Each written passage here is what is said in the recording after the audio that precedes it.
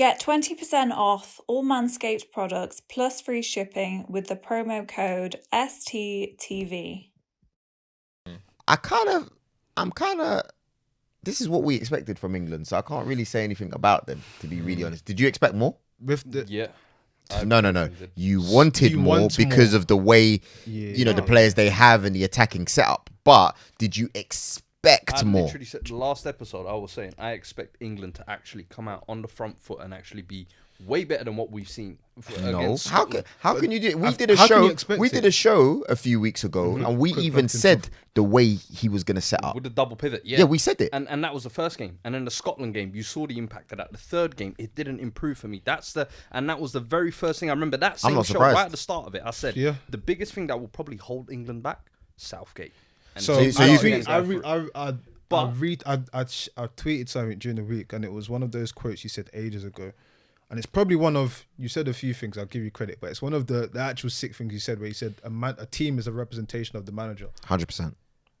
And like with Southgate, I think what happens is we see all of the players here and we think, you know what, swashbuckling football is coming in. But you have to remember who Southgate is. So when I don't see it, but I see, pragmatic, no goals conceded, how many points was it? 2 wins and a draw? 7 points. That's what I expect. Now, what makes it interesting for me now is England have got the more favourable side, right? That's fair to say. I don't like saying easy. I like saying favourable. So for me now, people, already saying Germany, we can do them. Okay, cool. But for me, if you manage to do that, it gets to the Sweden and Ukraine game. Because for me, first thing that comes into my hand is Iceland.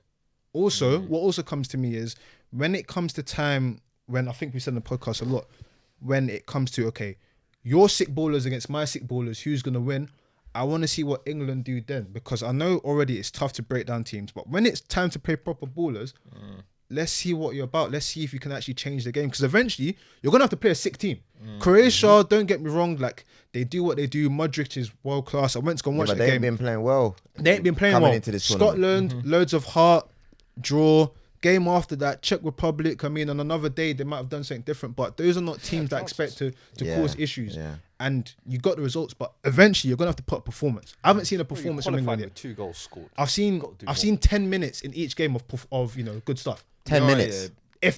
In each game. I think like the first game, Foden, that bit where he hit the post, cool. Oh, yeah. Second game, come on, 20. Give him 20 minutes. Let's say 20 minutes each game. 20 minutes each game. Come on, don't do my boys like that, man. So in 3 lines. Come on. So in the 3 games, we see maybe, let's say, 40 to 60 minutes of good performances. Let me tell you what this guy was thinking, especially in the last game. This guy's just been trying to get through. The group, yeah. Just scot-free. Yeah. Do you know where I'm coming from? And credit to him, because you talk about all the years and all the examples you were given. This is probably the best position.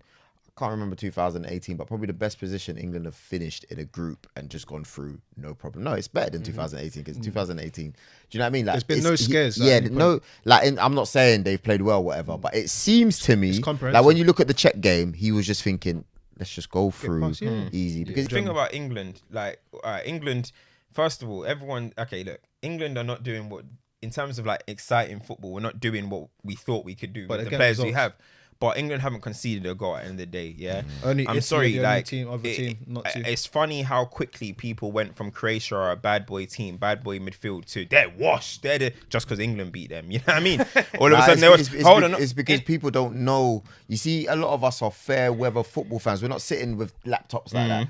Do you get where I'm coming from? Yeah. The last memory that they know of Croatia is semi-final. Yeah. And when you're looking at Italy, sorry, my brother, to cut you off. No, when you're looking at Italy, the reason why they're so shocked is because if you're looking at their team overall, there's not big superstar players. It's not Del Piero. It's not, you know what I mean, all the people that we've known, Pirlo. It's not. To speak to what you're saying, do you know what's so funny? We talk about this stuff sometimes. We say it as a joke, A lot of men don't bother to watch qualifiers because they think international break's dead. How many people say, I'm not watching the international break? Yeah, because it's dead. So you watch tournaments in cycles, innit? Yeah. So the last cycle you remember is a team either being washed or brass. Yeah. You don't really account for, in the space of 2 years, the whole England team changed. The whole other nations teams have completely I'm not changed. just saying that. They don't watch other leagues. True. It's England, not to I don't think their performance was amazing.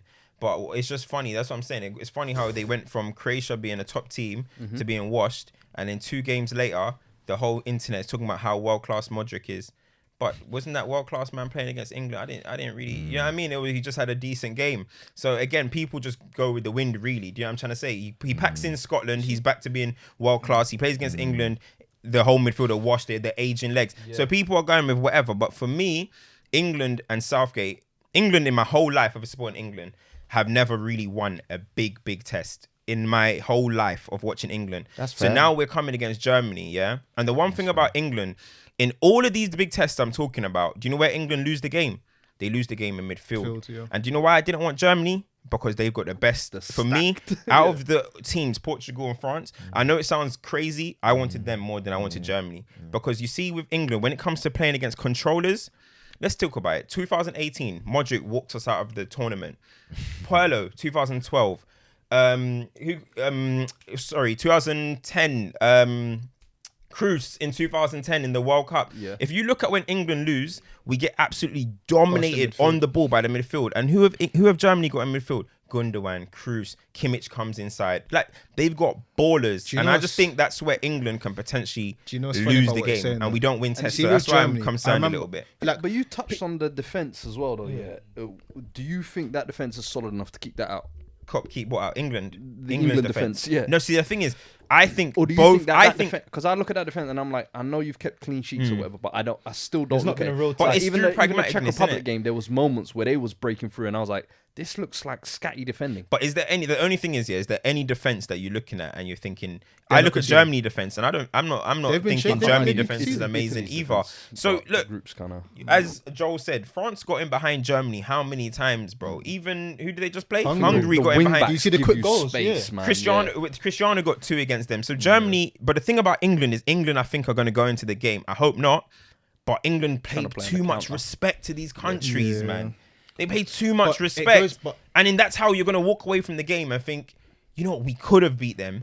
If you're going to go against a team like Germany, that you know what, they're going to pack the midfield and they're going to ball out there. And I know Werner doesn't score goals, but we've seen what he does to Chelsea and what he can offer and how Havertz is eating off of just banging goals. Yeah. How do you try and do something against that? Do you start your creative players? You play. So you want ballers v ballers? No. So what I want, is I don't mind if he's gonna play as Sterling. He deserves it. No, like for everyone. No, I mean, to counter the midfield battle, I imagine Southgate will probably go double pivot of Phillips. I know he'll do that. Yeah. I know he'll do that. You're saying you'd rather maybe one? No. I don't mind both of them there. But I'm saying he needs to play a Grealish. He needs to. You need to unlock. Yeah, you. Germany need to. The German players need to look at the game and think, we still got to think about looking the other way. You can't just look. I'm sorry, they're not. They're gonna look at the team and think, all right, this is all just gonna be us against them. Attack v defense. They need to think there's gonna be players that are gonna ball progress. That's what the best thing about England against Czech Republic in that 45 minutes was they had ball progressors on. Maguire came on, was playing really great balls. He was playing balls that Tyrone Mings can't do. No disrespect to Tyrone Mings. Luke Shaw was bombing on every time he saw Maguire on the ball. Jack Grealish was getting the ball, running past a few. Saka running. The ball progression was so much better. And all of a sudden, when Maguire was there, Rice started passing forward. Because the big criticism has been he hasn't been passing it forward. But it started in the first 45, it was much better. That was a little glimpse that you can. Now, I'm not saying that you're going to go against Germany and blow them out of the water, but you still need to have some offensive intent. If you don't, then England will lose and will walk away hyping about how good Gundogan and Cruz are. But we didn't even lay a finger on them. Can I ask you, what's your thoughts? Obviously, we know he ain't been playing well, but Harry Kane so far, do you reckon? I was just about to touch on him as well. Like I tell you about Harry Kane for England. How long have I been saying it? We said it last episode before the tournament. I said my biggest concern for Harry Kane will be he takes what he's been doing at Tottenham and taking it to England, and that's the drop. So basically, the way he's been playing works for Spurs because we don't have a number 10. He can naturally drop into that space, and he's got Mora, he's got Sissoko, even Son, who make those runs, and he can just chip in. And once or twice in Czech Republic, it worked. But the problem is he's doing that too often. And I think I've always said when you start moving away from the goal, I saw him getting the ball so deep. Bro, he got the ball off Maguire. People were saying, tried to ping it to Saka. He was collecting he's gone crazy. He was Rooney now. Now the country has told him he's one point. That's the way it is, and he's running with it. I think him and Shaw were just next to each other. Bro, I was just like Shaw was pushing on and Kane was like, I'm going to cover. Bro, I was I like, think there's a degree to that. Where he's seen this year, he's got so much love and accolades for the goals, the assists, the dropping. People compared him to Zidane in that position. Everyone has said, yo, he's Zidane. He's just like Rooney. He's dropping the... And he's just like, you know what? I am. And I'm the captain. And you know what? I was golden boot last tournament. I can do what the hell I want. Do you think that's not a tactic from Southgate though, bro? Nah. I honestly think it's Kane. You're Harry Kane. You do what you can for us. Yeah, like, that's what I think. I think Southgate that's a tactic, got that kind of trust. I think you know, Southgate. Let me ask you this question. Do you remember that season when Fergie told Rooney, "Listen, don't get out of the box." Skinhead season. Yeah. He said, "I just want you in the box, popping goals." Banging Rooney said, goals. "I don't like doing that, but I'm gonna do my job." Kane needs to understand right now at this tournament, though, to do that. You've just got to do your job, bro.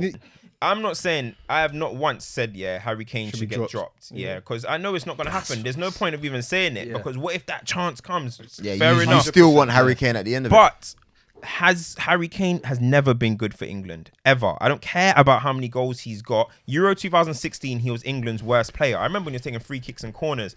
2018, I'm sorry, a hat-trick against Panama. A hat-trick against Panama when you're kicking, and then they're kicking the ball off his ankle and it's going top bins. You can't fool me. He didn't do enough. That golden boot is one of the most fraudulent golden boots I've ever seen in my life. And then now you come here, he's got 0 goals. Cool, but because the penalties ain't coming. But let me tell you something. He doesn't play good for England, bro. Which is true. But the problem is, there's no one else of his ilk, to even replace him with.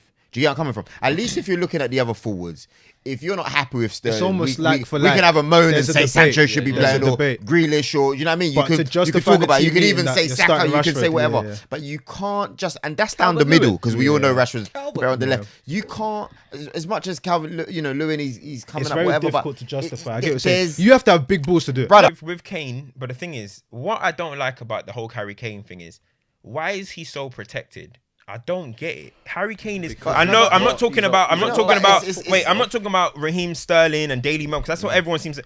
I'm even talking about the white guys, bro. Rooney held way more than Kane. Beckham, Owen, everyone. But something about Harry Kane, maybe because he's an MBE. I don't know what it is. This guy is uncriticisable, bro. You say something.